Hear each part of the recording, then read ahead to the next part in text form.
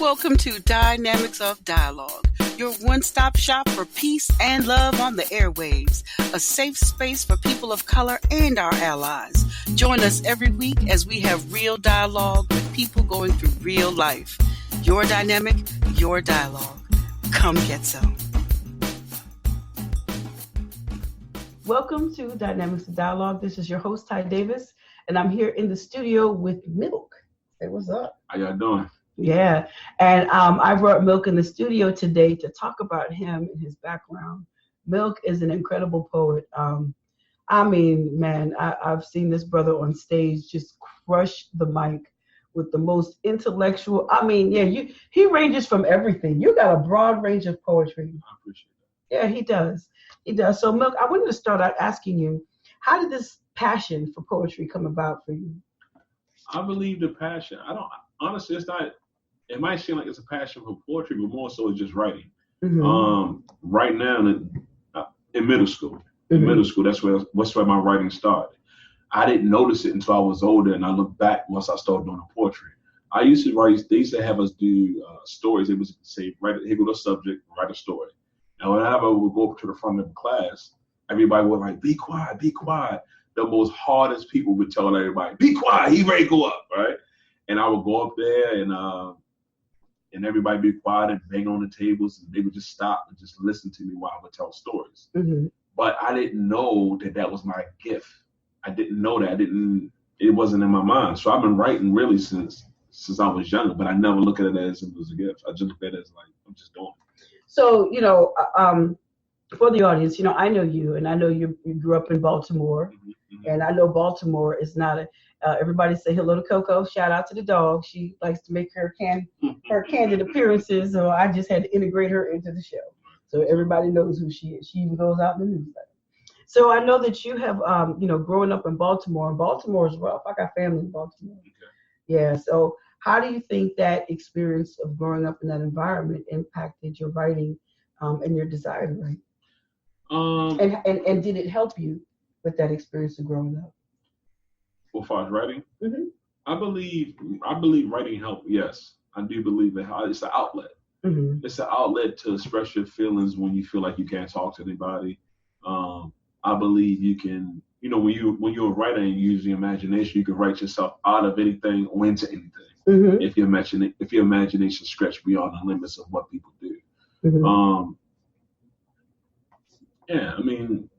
Did I answer all your questions? Because you gave me a three-part. Okay, so I put too many in there. Yeah. I'm so sorry. I got ADD, so you got to go a little slow. Oh man. I'm hopping everywhere. Don't say that you have ADD, because how do you manage to have?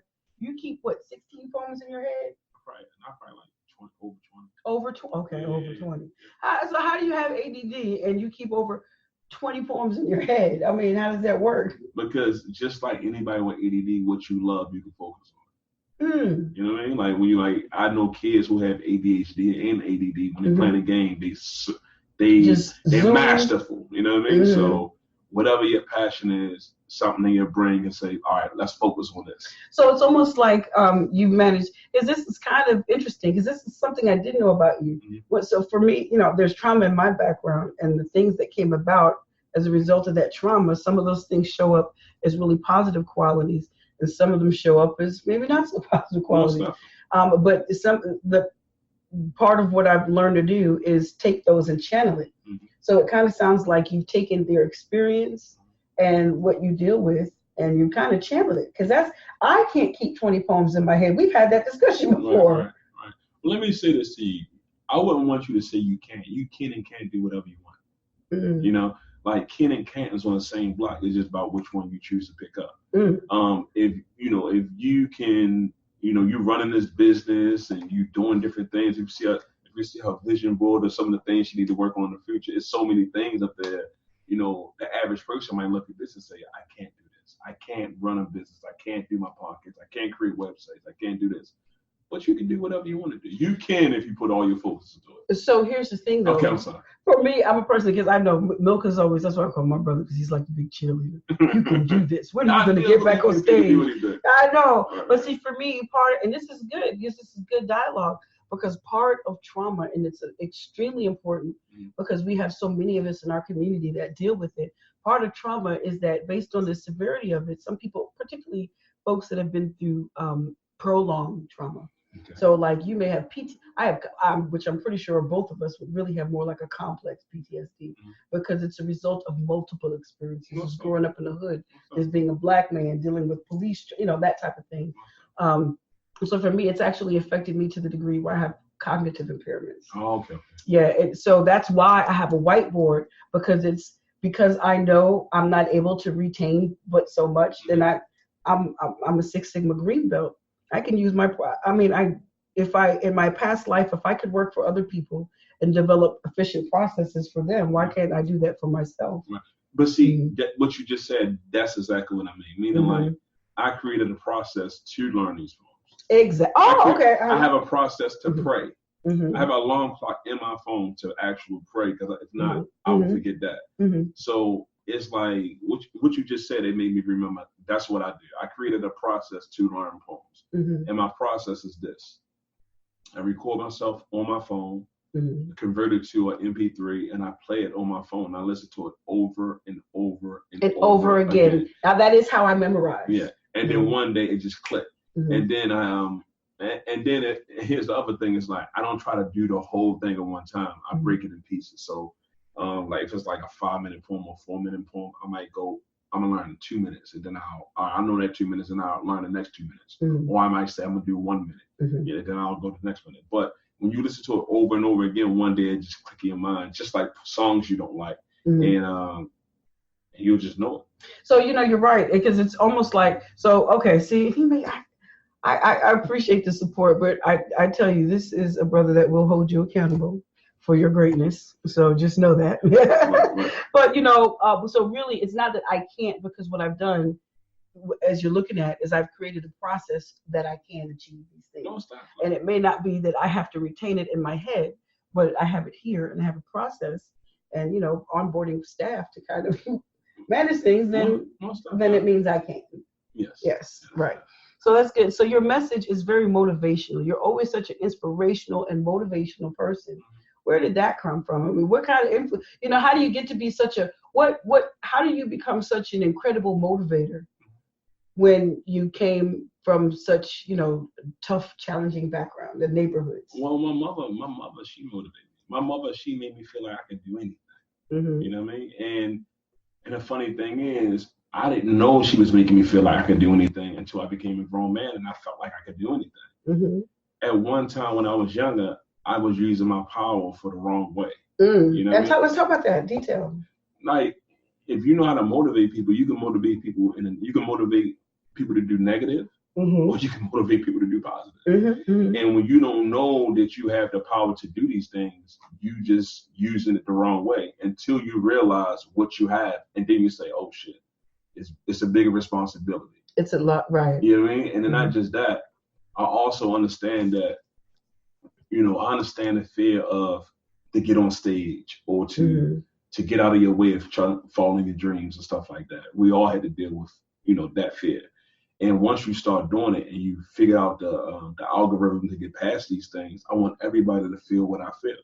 I want everybody to see how I feel to follow your passion. Yeah. It's a good feeling, right? It is. That's how I feel. Like, that's what I was saying. I thought that was the synergy between the work that we were doing. But just on opposite ends. Your book deals with one aspect of trauma and mine deals with another. So can you talk about your book in more detail? Most definitely. The title of the book is called Young, Arrogant, and Invincible. Young, Arrogant, and Invincible. Most definitely. And you can purchase on Amazon, or you can purchase from my website, gatismill.com. The book is basically written from the perspective of a person is from the age range of 15 to maybe 25, right? It's written from I've done a lot of the stuff in the book, but I also, a lot of these things are from my friends, from my family, things I've seen, things I've heard, just different things growing in Baltimore. None of these things are to make you feel like this is the way to go. These are some of the things that let you know. It's more so like, how can I put this? influence. It's almost like this. You're illustrating for people. This is what hurting people looks like, right? And this is, you hurt yourself, and you're hurting other people. It illustrates for them what it looks like. They may not relate, because I think the majority of men don't see it as traumatizing other people. Most definitely. But it's also basically saying to people like, I'm sorry. That's what it's basically saying in the book. Mm-hmm. Even though when you gotta read the whole book to get it. But it's basically saying, I'm sorry. I'm not proud of these things, but it's more so a redemption book. Mm-hmm. Maybe redemption the wrong word. Maybe what is it when you? No, I think the redemption is a good word. That's a different word I want to use. When you go to the altar, what is that? When repent. Repent. Like that's what it is. I'm trying to repent for the things I've done to guys, to women, to myself, to my friends. Because when you, like I said earlier, when you have the power to influence, you can influence everybody around you. I've always been a leader. I've never been a follower. A lot of times, when I say this, I'm not trying to be arrogant. I was the man before poetry. Mm-hmm. Like the poetry thing, it's a gift, but like I know how I feel to be, quote unquote, the man. And when you being the man and you leading people the wrong way, and then when you get some type of awareness of what you're doing, you're like, yo, this is all wrong. I had it all wrong. Right. And let me show you the right way. You know what I mean? Right. Almost like, and so I'm guessing you've read Iceberg Slim's. Those are my influence. Iceberg Slim, Donald Goins. Those are. Yeah. I won't say those are the people that help. They're some of my influence. Right? Mm-hmm, yeah. All right. Now, when I say they are my influence, it's like my goal is not to write like them. Right. But them, Richard Pryor, Eddie Murphy, Benny Hill. Oh my God! All of it. Yeah. I'm influenced by so much stuff. It's not just one particular thing. Jay-Z, T.I., Big L, like Big Pun, everything. I'm influenced by my mother more than anything. Yeah. Elijah Muhammad, Message to the Black Man. I'm influenced by so many things that it just helped me. Good. It saved my life in different ways. It saved your life. Most definitely. If you didn't take this path and you stayed on the path that you were, where do you think you would be now? The path I was on, I probably would be dead, in jail. I probably would have AIDS. That's the only. Those are the options. Those are your options when you live in the life that I was living. You know what I mean? Those are the and honestly, it's sad. It's sad because it's a lot of men out here, and it's a lot of women out here that you think you the man or you think you the girl, whatever you want to call it. But if you smarter than everybody, right? If you're smarter than everybody, not everybody, but if you're a very smart person and you're manipulating women and you're taking advantage of them, and you're smarter than them, it's not fair. It's not fair. It's not fair. And the other thing is, it's the way that Black men don't understand that they have privilege, and that they do that, and then they don't understand. And I'm just saying that because I'm talking about within our community. We're talking about this 60% of Black women that are sexually assaulted before they reach age 18. These are not white people. And so we get into these conversations and dialogues on social media about, well, Brett Kavanaugh gets away with it, but Bill Cosby doesn't. And nobody should get away with it. Just hold presence. They just hold space for the fact that the anger is, if the white man gets away with raping women, then the Black man should be able to get away with it too. That's essentially what they're saying. And you cannot be a revolutionary. You cannot be an activist. You cannot be for the people if you're hurting your own in that way, and you're benefiting from it, and it's just and so it's a way that we've kind of learned to wound each other because we're not dealing with those inner traumas. It's funny you say that because you said wounding each other. I'll say this to you. When I first started messing with women, I was good. I was good. I was damaged by women that probably been damaged by men. That's exactly what I'm saying. It's a cycle. We're wounding each other. And really what's happening is you find these numbers. The numbers for men, they say 1 in 6 out of all men of all races here in America are sexually assaulted. And the numbers for men, black men, are really high. The numbers for black men are really high. You feeling the pain too? She just wants attention. I just give up. So the numbers for black men are really high as well, because again, these are what's reported. We know numbers are increasing because they're getting statistics through mental health statistics. So if we think about all of this that's happening, nobody's getting treatment. In our community, we're not dealing with mental health. We're not having conversations about trauma. So when this happens, a lot of times the kids are not getting help. It's not getting reported because they don't want to put the kids through trauma, not realizing that you're further traumatizing your child by not. But it's farther than that. Not just your child, your grandchild.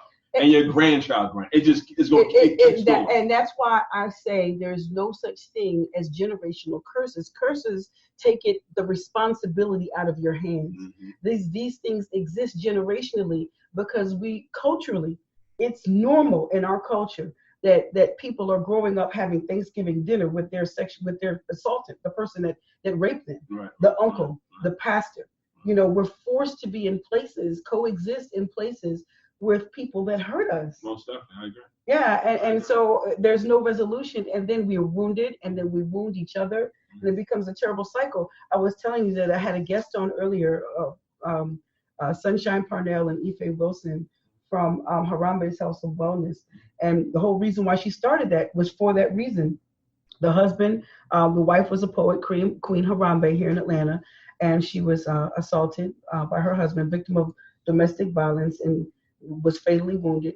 But the purpose of Harambee's House of Wellness is holding space for the fact that he was a victim of trauma too, unresolved. So really what's happening is that the statistics say that the number one killer of black women in America is domestic violence. It's not the white man that's killing us. It's not people from outside of our community.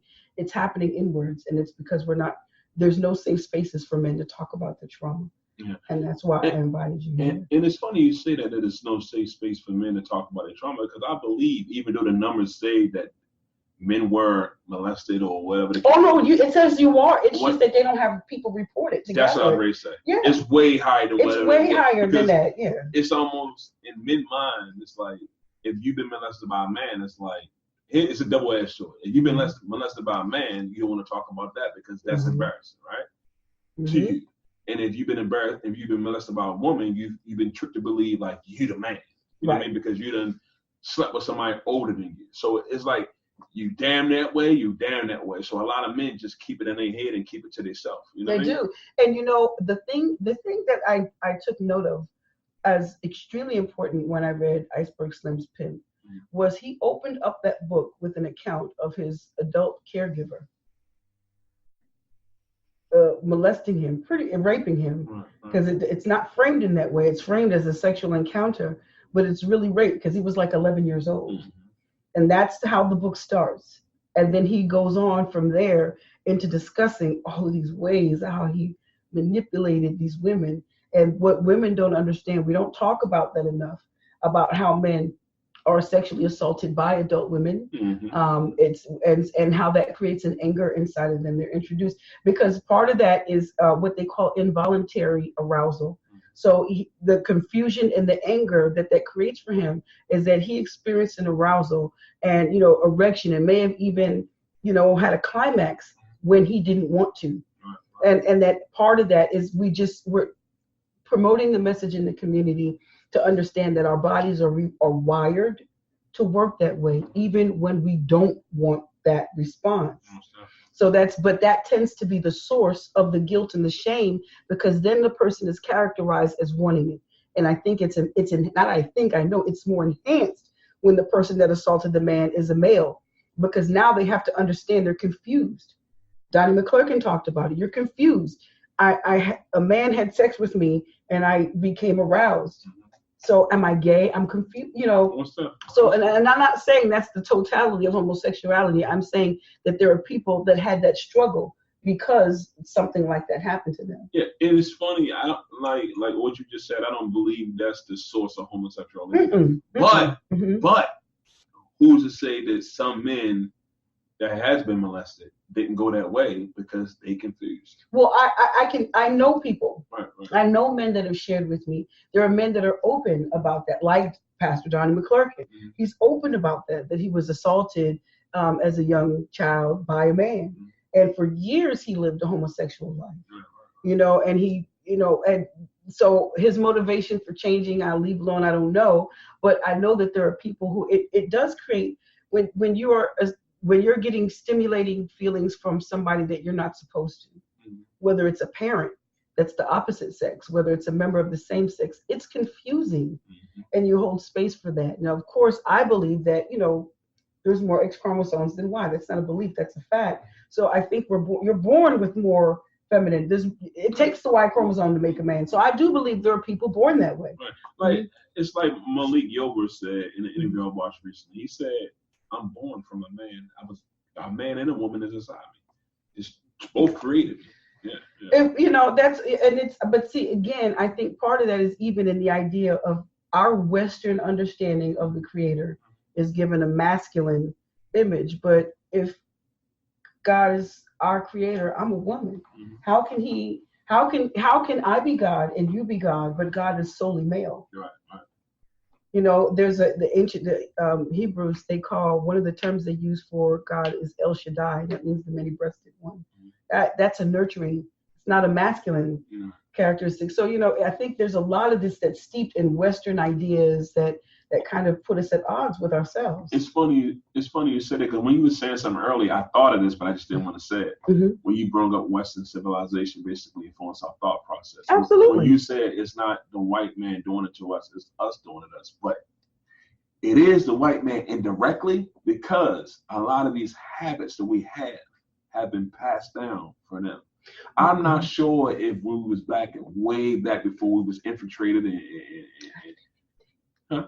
I can help you with that. All right. I don't believe when I think you'll go ahead and let me know. I don't believe that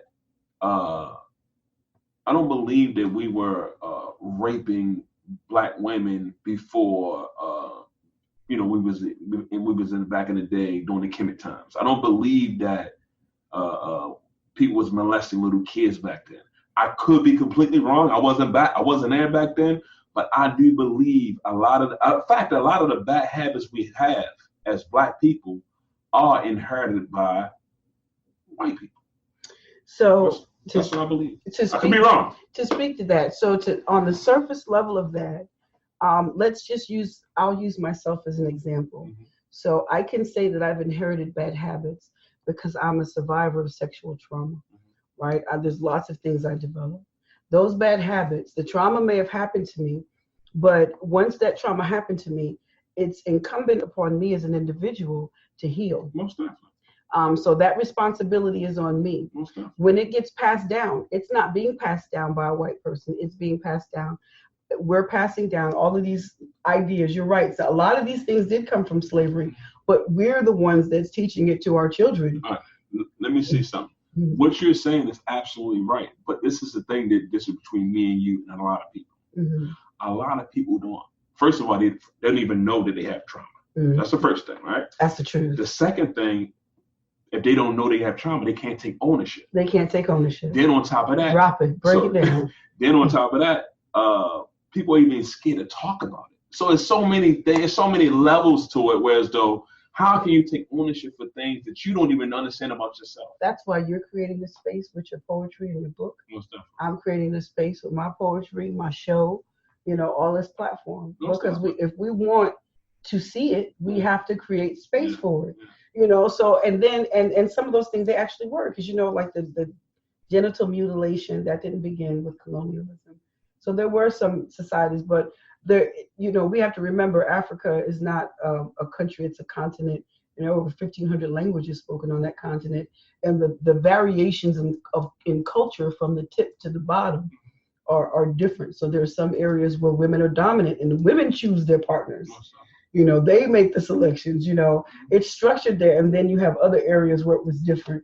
So the patriarchy alone, I don't know for sure that solely came from white civilization. Most definitely. Yeah. But that's good conversation, and I'm glad that you're opening up the space because it's necessary. I noticed there's a couple of podcasts. You ever heard of When Men Open Up? Yeah, they're on Instagram. It's the second time I mentioned them today. No. But yeah, When Men Open Up, they have these open and honest and candid discussions. And while we're in this space, I think I should encourage you. I think you would be really good in that space, in that broadcasting podcast space, because you're a person that's not just talking about women in this devaluing way. You're always encouraging, and you're transparent. And women need to see that to heal. To see content from men that are transparent about who they are, and it helps us build community and reconnect with who we truly are. I have something I'm working on for the next month and a half.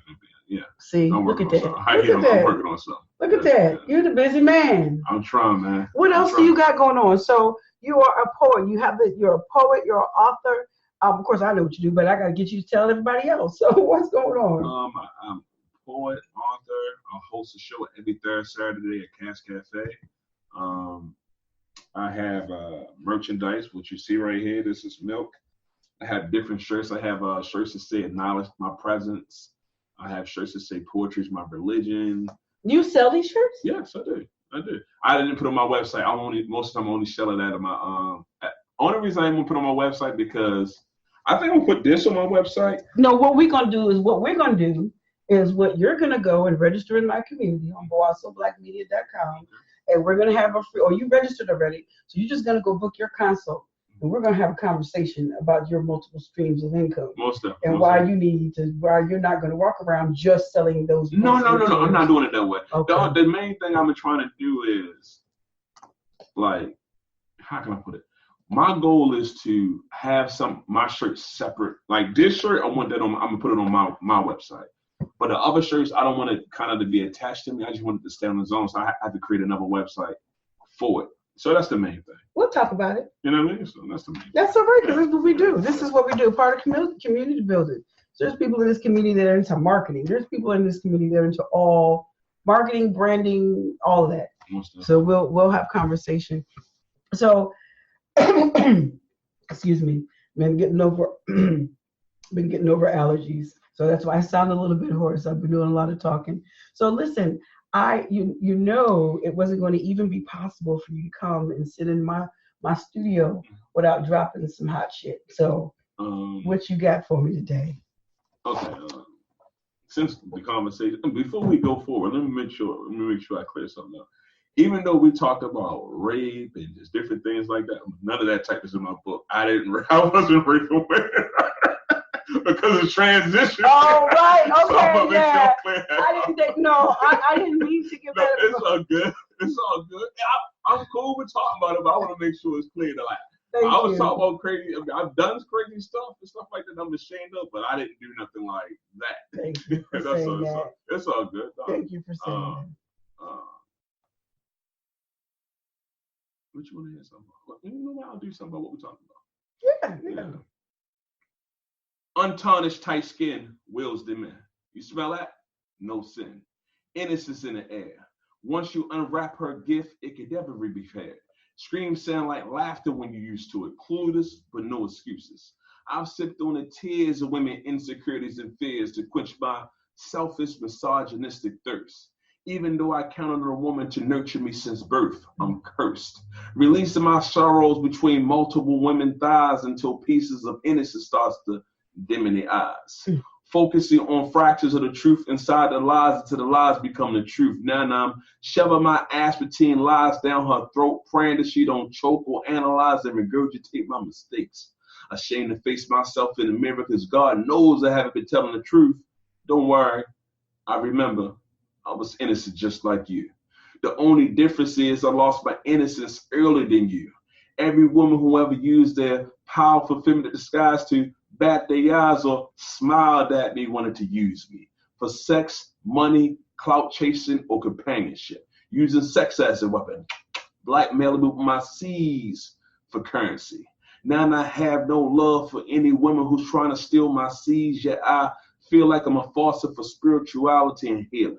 Numb to the feeling that I see all the clues, but this changed my views. Now this unfiltered, beastly bowels of dirty water has to spill on you. Unknowingly, I'm trying to find my way back to the innocent place within the being misplaced. Only to taste a mere morsel of it when I'm in her space. But now she become tainted just like me. When semen start to seep through the skin, the stitch of the foul beast starts to grow thin. She's so accustomed to the way she's living, she didn't even recognize it as sin. She belongs to the game. By this time next year, you will move on and you remember her name because men been tugging on her soul till she's no longer pure, or they forgot what they was using her for. I've seen women go from confused caterpillars to beautiful butterflies to miserable moths. But somewhere buried deep inside the shell of her heart and woman, she still has a heart. Black Queen. Wow. Wow. Yeah. Wow. I'm always blown away by your poetry, and that resonated with me on so many levels. Thank you. I appreciate it. Yeah, you that's really redemptive. I appreciate it. Yeah, wow, that's powerful. Where did that come from? Just basically the type of person I was when I was younger. That's the truth. Mm-hmm. You know what I mean? But the thing is like, I'll say this to you. One of the main things I'll say to kind of change my thought process is meet my wife. Mm-hmm. She changed my thought process. How can I put this to you? When you meet somebody that's just good, it's wild out there, man. Mm-hmm. It's wild. You know what I mean? Mm-hmm. So when you meet somebody that's good, they can change your thought process if you're around the right people, for the good or for the bad. Just like I said earlier, when I was young, I was changing people's thought process for the bad. Mm-hmm. And as I got older and I started realizing that I had more power than I thought I had, I started just doing the right things, man. Mm-hmm. That the relationship I have with my wife, the things I do on my end with my wife, the things I do on my end with my kids, and the relationships with just different people. I just want to be a good person. Yeah. You know what I mean? Like I feel good being good. It feels good knowing that I'm good. And no matter where camera follow me, I'm still the same person. I'm still a good person. That is absolutely my experience with you from meeting you at Fresh Smoothie Cafe. Yes. I missed that. Still open? I don't know. Because I'm not a vegetarian rep. I've never been. I'm not really on that side of town. Yeah, me neither. I mean, I am, but it's like by the time I get over, it's closed. Right. If it is open. Right. Because But I've always known you to be that kind of a person, good-hearted. Good energy, good spirit, very inspirational. Like I said, every time I see him, if I haven't seen him, if it's been a couple of months and I haven't been on a poetry scene, then you're going to come back on the stage, that kind of thing. But, but he's always encouraging, and that's good. And I know it feels good because it's because I think it feels good because you're being authentic. You're healed. You're at least advanced in your healing journey, and you're able to be authentic to yourself. And the thing I really believe, it's funny you said it. I posted something earlier on my Instagram. I said, when you're real with yourself, it's so easy to be real. Ooh, yes, it is. It's so easy. It is. It's so easy, and it's so easier to maintain that sense, your sense of peace when you're authentic with yourself. Yes, so I'm glad you talked about your wife because I was going to ask you. So I'll lead that into my next question, which is about your kids. How does being a father affect you? Being a father, my kids saved my life. Yeah. There's a couple things that saved my life, and I know it. They saved my life. I give example like Omari saved my life. My mother, first of all, saved my life. Right. Right. Because really, I didn't have to be here. She could have had an abortion. She could say, you know what? No. Mm-hmm. And the information she gave me, she saved my life. The second thing that saved my life, I would say, Elijah Muhammad book, Message of Black Man. It changed my thought process. It was like it was phase one of changing my thought process, right? Mm-hmm. The next thing I would say is my kid. My kids saved my life. They saved my life. Because it becomes something important. Yeah, you can't make moves. You have to make moves for them. Everything you do it's like, if somebody do something like, because I was still living in the hood when I first had my kids. So if somebody do something stupid, what I would normally do, I can't do because I gotta be here for your kids. I gotta be here for my kids. So your kids they become your anchor. That's right. Your motivation for what you do. Most definitely. Changes your intention behind your actions. If you want to give up, right? If I give up, then they here by themselves. So Yeah. Like they just make you stay. It's like you gotta stay. You gotta stay, and you gotta face this world, even if you don't want to face the world. Right. You know what I mean? Even if you say, "I want to give up. I don't want to be here no more," and then click. Well, what about their kids? So. And it's not even, and you know, it doesn't change because see, your kids are still they're younger. Mm-hmm. Mine is 27. Well, he's gonna be 28 in August. And even now at 28. If I weren't here, you know, your kids need you throughout life, even as adults. Most definitely. And I'm very well aware at 28 it would damage him profoundly. Most definitely. You know, because it's been me and him. It's funny you said because the thing is like they always gonna need us because we always gonna have more information to them. Like when I say we always gonna have more information because we live longer than them. Like you might have a master's degree. You might have a doctorate, but you don't understand life like I know life. So I have a master's degree in life. So yeah, you get older, you might make more money than me. You might see the world more than me, but I know people. So I'm no gateway to teach you things and tell you how to duck these potholes out here, man. There's a lot of potholes, especially for our kids, especially for black kids. Right. So you definitely always want to be ahead of the curve and teach your kids things that they need to know. Right. One of the things that I was at the barber shop and I was talking to the barbers and he was talking about their son, how, dealing with trauma again, dealing with how we talk to our sons, how we grab our sons and jump in their face and you better do what I've done it too to my sons, right? But the things that I've learned as being a father is like hug them. They need catch him on his cheek. Yeah. So I ask him, man, what's wrong with you? You've been acting crazy, man. Why you act like that? So you love him. Say, like, is it something I do something wrong? Speaking to your kids. Have a conversation. Most definitely. It's more important than jacking them up. Right. You know what I'm saying? That we think that now is what they see, and this is to go back to your point about earlier. Yes, these things, the abuse, we still think that beating kids is the way to go, and that did come to us. But again, it's up to us now to change that dialogue and realize that we can have conversations with our children. I'm watching it.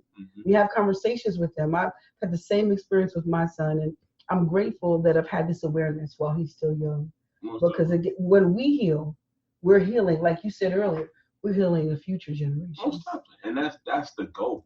Yeah. That's the goal. My goal for my kids is to make sure that they look at me like, this is the best man I ever met in my life. Yeah. That's my goal. My goal for my kids look at me like I look at my mother like, yo, she did a lot. Right. To really be in Baltimore, raising 2 kids, single, until she met her husband, we was damn near, I was 15, 14. Like, it's a lot. Yeah. You know what we was talking about this is like, it's hard for a 2-parent household.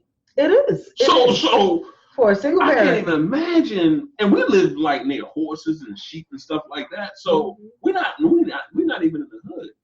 And the thing is like, if it's hard for us sometimes, my mind can't even process how it was for her. Especially me, I was wild. I can't even process like what she had to, like the stuff she had to dealing with me being wild and stuff like that. And when I say wild, I always showed her respect. But I was wild, and she knew I was wild. So for her to deal with me being in the hood and me not understanding the pressures that I'm putting on her, like, I think that's the other thing need to be talked about. The pressures that you put on your mother from being out there. Listen. If you knew what you was doing to your mother being out there, you would not be out there. Me and Amari joke about it. I used to tell him when making it through his teenage years, I wanted to kill him and bury him in the backyard. I mean, it was damn near impossible to punish that boy. It was a lot. Right. Yeah. I remember one of my coworkers telling me one day that I had been beaten into submission. I was like that. It's hard. But we don't know. But see, and boys challenge their mothers in a way that they don't challenge their fathers. And that became a real challenging dynamic for me because growing up in a house that was, I had, two brothers, my father, so it was just me and my mom. And so it was always this dominant male energy, and it's, Yes. So for me, I know nobody can tell that I'm such a thug. You have no idea.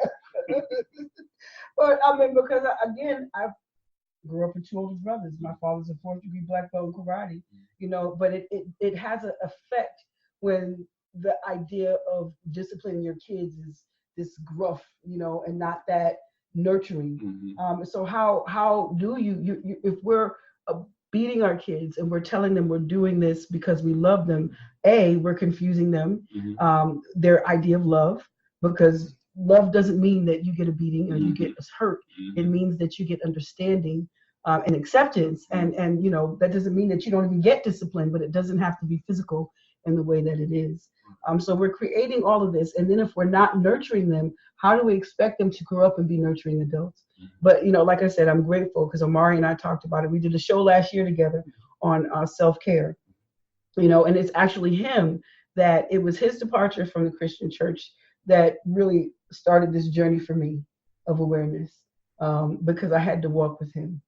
I had to, I've just, whatever he goes through, I'm on that journey. Most definitely. Yeah. So, because it affects our relationship. It's crazy how you said how the father had more power over the mother. It's weird because, in a way, it's weird because my wife, she can tell the kids something. They might do it. They might, and I'll be like, hey, do what your mother said. And they do it. They just jump right to it. Right. What is that? It's frustrating. Because I'm gonna tell you why I'm saying to you, what is that? Because when my mother said something, I did what she said. Because see, this is different. I ain't playing no let me go do what she said. This is different because in our generation, when we grew up, we were raised to fear our parents. And from what I know that Missy doesn't, her stance with her children, with y'all children, is not fear me. Most definitely. Yeah, so that's a different kind of energy there. Most definitely. It's more nurturing, to be able to be that way. Right. But we need that though. It's supposed to be 2 people in the house. It's supposed to be, I'll be the hammer, you be the flower or the feather. It's supposed to be like that. It's supposed to be. I think that when we do that, I think that we don't necessarily need a hammer. I think that we can make some. I know, but I think we can make some adjustments with the tools we have. The balance of the masculine and the feminine energy, I do see where it's necessary. I do, because like I said, Omari grew up. I mean, I was married, but I was not married to his father. So he was already 13 when I got married. Same about me. Yeah. So there needs to be that balance. I wish I could say that I knew exactly why kids respond more even to the male energy, but then is it the tone? I think it has to do with the tone, but also I find that even because they respect the mother. It's not a disrespect thing. It's just I think it's a cultural thing and a cultural perception, and I also think it has to do with the child and their experience. Because I know lots of families, even people in my family, where it's both parents right now, and they're dealing with issues with kids that are just wow, and the father is in the house, and they're doing what they're supposed to do, and the kid. So but again, it's kind of like the idea of the fear-based parental discipline is not working. The physical, so that's why it takes nurturing and relationship, to start to make that change. The main thing that I've learned with dealing with my kids is you gotta when you're dealing with your kids or your wife or your husband, you gotta get into a point where it's you're not just daddy, you're a psychiatrist. You gotta really dissect it all. And when they get older, you're the psychiatrist, you're the sex therapist, you're the doctor, the lawyer, you everything. You're the bail bondsman. And you're the bail bondsman. You gotta do everything. And that's what I'm saying. It's a relationship, and if we don't build relationship with our kids, because I'm honored. I'm honored. To me, my sign that it's working is that if he needs something to understand something, my son will still come to me. Mm-hmm. I'm honored by that. Mm-hmm. I'm honored that he sees me as a source, Mm-hmm. even though I made lots of mistakes. I mean, and I give space for myself because I'm part of his, trauma survivor. I had a nervous breakdown. I used to work in IT. That's why I don't work in IT anymore. So, I mean, I have to leave space for myself for that experience because that is not one that I had control over. But out of the things, there were things I could control that I didn't do right. And I'm grateful. And I see the rewards of having the relationship with him, and it's also in how we raise our kids. I think we have this tendency to not release our autonomy over our adult children, and they can't grow and develop if we, as you 50 years old and you want to tell your 30-year-old child what to do. Come on, Right. They're adults, and if we don't give them that space, how do they grow? We have to learn how to nurture them. Let me say you like this. Mm-hmm. Let me tell you what I do for my kids. See, that's one of the things my mama gave me. She gave me free will. Mm-hmm. Right? I'll give you an example. My daughter, she was at the time she was like 7. Mm-hmm. Right? This one Redbox was really the thing. Mm-hmm. We go to Redbox and she said, Daddy, I want to play the claw. I said, this is claw. The claw, like the claw game. Oh, yeah. I said, you know what? I'm gonna give you $2. Mm-hmm. Now we can get a movie for it was a new movie came out with something everybody wanted to see. I said, we can get a movie, right? Or we can use the claw. Right? I mean, because that's what you want to do the claw. I said, what about this movie? We can get it for the whole family. She was like, I want to do the claw. I said, all right, I need $2. She do the claw. And look, the claw go down. All right, hit it again. Claw go down. So all right, well, come on, let's go. She said, let's do the Redbox. I'm like, you made your choice. Let's go.